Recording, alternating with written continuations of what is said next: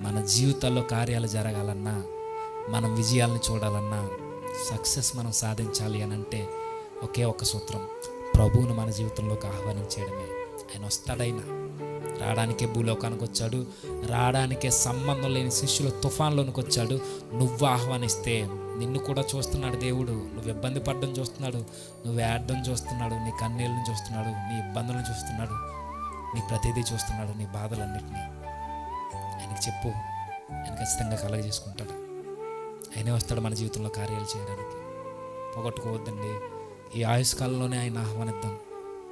శిష్యుల నావలోనికి చేర్చుకుందాం. అన్నీ ఆయన పాదాల కింద పెట్టేద్దాం. ఏది ఏమైనా పరిస్థితులు తారుమారైపోతున్నా, అందరూ శత్రువులు అయిపోయినా పర్వాలేదు, దేవుడే మనకు మిత్రుడే ఉండాలి. ఆయనే గట్టిగా పట్టుకుని అలా నిలబడిపోవడమే. ఎన్ని తుఫాన్లు వచ్చినా ఆయన చూసుకుంటాడు ఇక. ఎందుకంటే మన కొరకు చనిపోయిన వాడు మన జీవితాలకు వస్తే మన జీవితం వెలుగుమయమవుతుంది, మన కుటుంబాలు వెలిగింపబడతాయి.